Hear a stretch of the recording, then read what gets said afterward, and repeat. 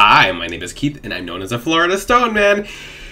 And today I'm going to be talking to you about a very important topic that is going to help a lot of people, and this is something really important. What is it? Talk about it, Stone Man. It's about keeping yourselves busy and the importance of having hobbies and passions and things to keep yourself excited and going, and basically helping you define your life's purpose. And I actually get this question a lot. And I make people answer the question for me. I'm like, okay. People are like, okay, I'm losing zest and passion in life. And what do I do now? Like, what is something I can do to basically increase, to basically find my passion? People say that they've been doing so many different things in life, and they just don't know what they want to do. Nothing really makes them happy. You're just like at a loss. You're at a standstill. And that's okay, because my advice is actually very simple, and it's going to have you answering your own questions, because no one can really answer that question for you but you. Now, because this is going to be a very simple video. Say, okay, how do I find what makes me happy in life? Not only that, how do I find what makes me happy in life? And if I'm pulling on my jewelry and switching stuff around, it's because I'm deciding on a necklace change and some other new designs as well. Stay tuned for that, but that's one of my passions, is making new designs, trying new things, even if they're silly. This necklace is air light because it's emerald, but I still keep it there because it's nice and it's cool and it's pretty and it makes me feel good, and the energies of emerald and chrysoprase is really nice. But that's something I enjoy doing. Is I like dabbling in stones energies and feeling which healing properties is good for certain chakras and how I can be able to help more people. But when people ask me, what can I do to help improve myself? What can I do to really find out what really makes me happy in life? I say, well, you have to look within, and you can't look out without, you can't look without you. You can't look outside of you and be like, okay, well, I see other people doing this and it's me. I see other people doing this and it makes them happy. It makes me happy too because I'm gonna try what they do. Well, that's what school teaches us. Is that they sit you down, they make you take a little quiz on the computer, they make you scroll through on the computer like, yep, yeah, you put a fire out in your mom's house once because she left the napkins too close to the stove, and your sister, she dropped her lighter but she caught it. Yep, you're a firefighter now. And you're like, how does that make sense? You're 6 feet tall, and let's just say, I don't know, because I've taken some of those tests. I remember when I was a younger kid, I took in some of the tests on the computer in like a computer lab. It's the most ridiculous, absolutely just like absurd questions they'll ask you. I'm like, they're like, do you follow the law? And I'm like, yeah, mostly. And I was a kid at the time. I was a rebellious kid. Like, do you stand up for what's right? I'm like, yeah. Police officer. And I'm like, police officer or paramedic? I'm like, okay, but that's just the start. So I poke fun at that. I do make fun of that, but it's something to be made fun of because it starts throwing people off, and people are like, they're like, I really don't know what I want to do in life. I don't know what this is. I don't know what's going on. School's not really teaching me much about. because if you're someone in your life path and your passions don't have anything to do with school, then school's gonna confuse you. That was the same thing for me. I got a degree in biology, and I was moving my degree up, and I actually graduated from the University of Florida, which is really cool. C's get degrees. Well, I've actually found out I had dyslexia in certain classes, such as organic chemistry and organic chemistry 2, and I had to retake them. And they're like, oh, congratulations, someone with dyslexia passed the class. I'm like, well, this class was torture, and I don't know how people do it, but some people, that's their passion. They like playing with organic compounds. If that makes you happy, then that's something you should be doing. Now, when it comes to, and this is one thing I suggest for you guys to do, is to remove money from the equation, because when you get in the afterlife, some people are so caught up in materialistic things, like, okay, what do you want to do? Well, you want to win the scratch-off ticket? I want to win the lottery. Like, that's your life's passion, to win the scratch-off ticket? What happens when you win? Be like, what do you mean, what if I win? Well, because a lot of people don't have that positive expectation that they'll actually win. Like, when it comes to law of attraction, you're gonna win. Like, that's just how it works. Like, if you decide you're going to win, you're going to win. If you decide that you Want to win? Then you decided that you want to win. You're going to continue to want. But what happens when you completely remove money from the equation? What happens when materialistic things are gone? Now, if money was never a thing, what would you be doing to make yourself happy? And most people get stuck. They're like, what do you mean? Like, I want to be rich and wealthy. Well, that doesn't pertain to your passions. What happens after you have all the wealth? Because once you win lottery, and you have every dime that you ever asked for or wanted, what kind of person are you? What's there? A lot of people who actually do win the lottery or who win can just get random large sums of money, even though they made their whole lives out to getting money, like a certain amount of money, and they achieve it. And let's just say that person's not greedy, but they haven't really found their life passions. That person ends up being deathly bored. And I've seen it. I've seen it many, many times. The person gets exactly to where they wanted to be, but they find out that money is just money. It's literally a product of the 3D world. It's literally a product. I mean, it's a product of the 5D world as well in a different sense, but you don't take it with you in the afterlife. You don't. I mean, it's literally an extension of your mind. Now, when it comes to that, and because people don't think this far. People are like, oh, my passion is to win the lottery or yada, yada, yada. That's not it. What makes you happy on a soul level? What makes your soul smile? Is it helping people? Is it, because this really takes retraining people and getting them out of certain thought processes to really discover who they are. Because society trains you out of who you are. And what you might be ridiculously simple. Sometimes you don't know, but you're going to have to try different things. If you've never been fishing before, try fishing.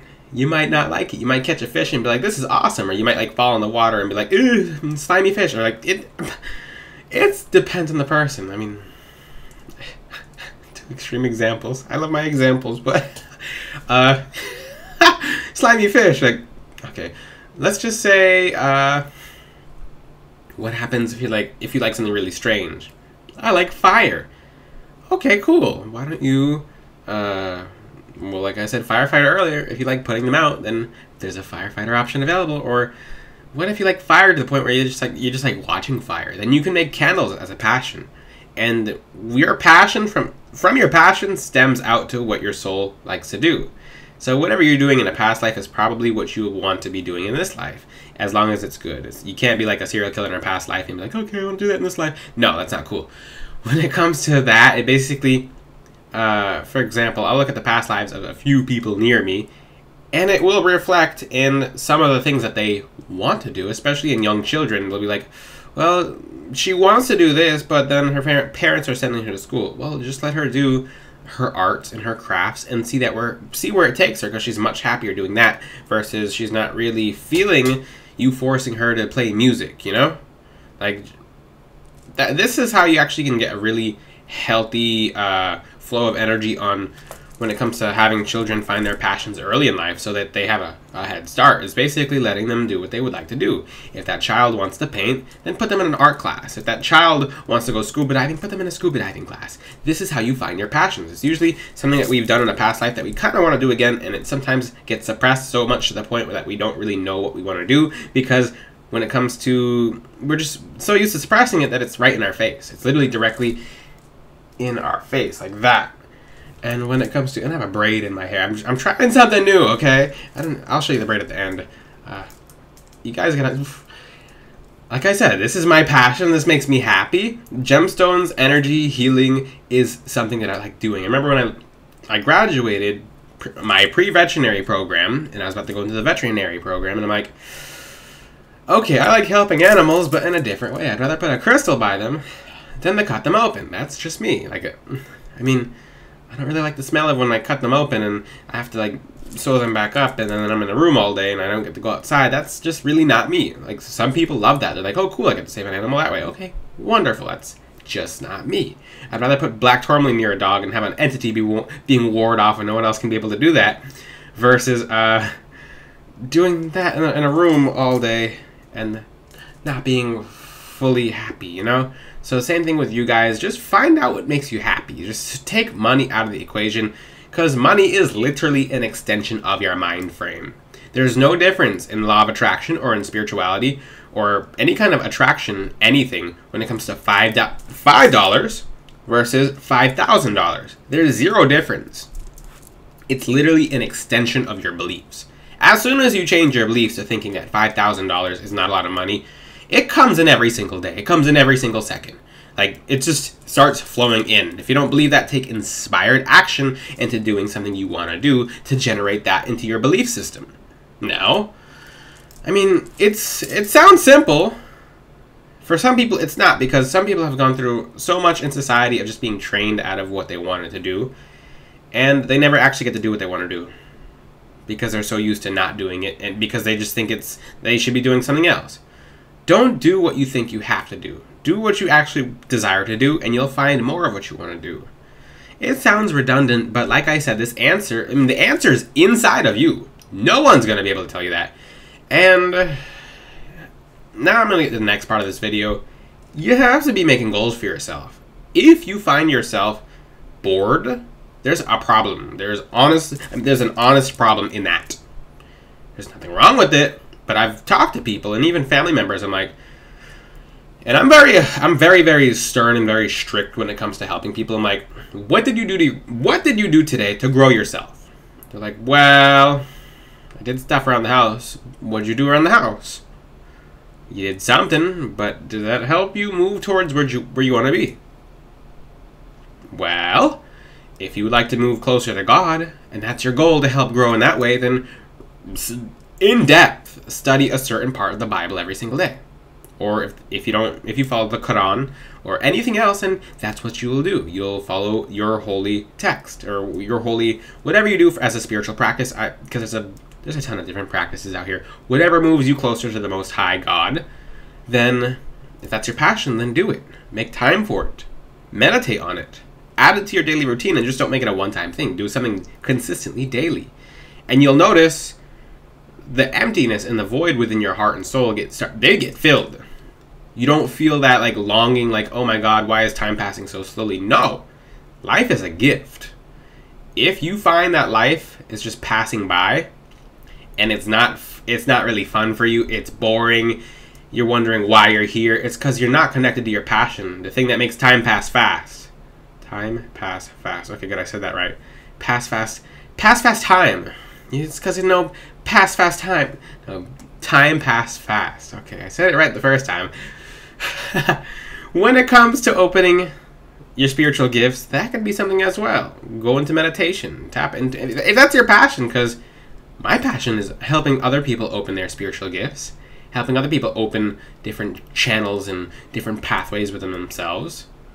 But if it's your passion to help people, then find a way that you can do that that doesn't drain you. Because being a healer can be draining at certain times, and you have to come up with a certain routine. Now, like I said, this video might seem kind of general, but it's going to help a lot of people. If you find yourself in one symptom that what you're doing is you're on the right track and connected to your passions, is if 1 hour goes by and you're like, oh my God, where'd that hour go? Where'd my hour go? I want my hour back. And then versus, oh my God, this hour is taking forever to pass. And then you wake up the next morning and you're having anxiety and frustration and depression. You're like, why is today going by so slow? Why am I here? If you're feeling that, then you're disconnected from something that you should be busy with. So let's just say, and because I can't tell you guys what you guys like to be doing.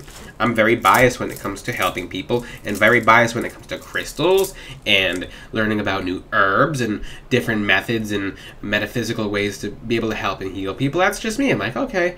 And I've told people before, I'm like, okay. Like, if I'm to tell you something out of, okay, let's just say you would like to delve into something I'm doing, like basically working with the essence of crystals, or roots, and herbs, and different things of nature. I have a little challenge for you, because this could excite you, and this might mean that you like working with nature as well. This could just bore you. It's just something for you guys to do, something a little more specific, because, like I said, this video is very general. Find your least favorite, and this is something, because I give myself quests and missions and projects and assignments every single day, because it keeps me busy and it keeps me evolving and helping me learn knowledge and helping me to help people and helping me to change lives. So for you guys watching my video, this might sound completely silly, but it's going to be something cool for some of you. Find your least favorite fruit or vegetable. Okay? And you gotta really think about it. Like, my least favorite fruit or vegetable. Oh, Stone Dan's crazy, huh? No, but really, find your least favorite. And I'm gonna use an example from someone. Someone's like, red onion. Okay, red onion. Get a red onion. And take the red onion with you to meditation. Literally focus on the energies of the red onion. Like, literally put your mind, your body, and your spirit into this red onion and just concentrate. What don't you like about this? What aspect of the red onion that is something that you don't like about it? And then you'll sit with it and like, oh, I don't know. And then you'll cut it open and you're like, it's a little too strong. Okay, where is it too strong? It's a little too strong in my throat. Like, I can feel it burning my throat. Okay. Now, what energies does the throat embody? Communication, fluidity, that's your communication center. And now ask yourself, what is your problems? What are your problems on a daily life? How do your relationships exist? Well, I don't really communicate enough. I really want to say more. Sometimes I don't get enough out, or I sometimes talk too loud and other people don't really hear me. Well, when venturing into spirituality and into things that other people haven't really studied, now put those two together. What? Well, the onion's trying to heal your throat chakra. And you just found out because it's your least favorite fruit or vegetable. Oh, see, that's just an example of something that's my passion. This is how I'm able to help so many people at a time. It's because I'm taking things that are just fun to me. They're weird to other people. I'm like, oh, how strange. He's meditating with an onion versus you meditated with something that opened your communication center, and now you're having healthier, happy relationships because you found something within yourself that was a part of nature that was kind of like a hidden key. That makes me happy, but you guys got to find out what makes you happy. Try different things. Go fishing. Take an art class. Take a music class. Take a skiing class. You might find something that literally tickles your soul. Something that makes an hour go by in a half a second. You're like, where'd my hour go? I want to keep doing this. What do you mean I can't do it anymore? You're going to find it. And you're going to take that with you for this entire life. And you're going to find different things inside that. This can be the key to the meaning of your life. Finding something that you enjoy doing and that makes you happy. I love making videos because it helps people and I have fun making videos.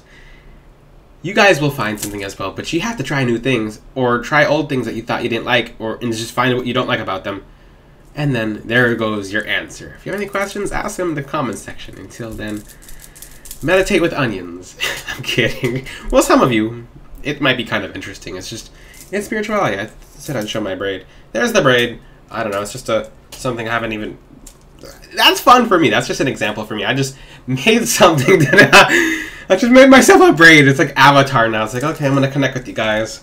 Like, no. I mean, it's just fun for me. This is fun. It's cool because it's actually doing something. The Sodalite's actually helping my communication center and helping me communicate more fluidly and happily.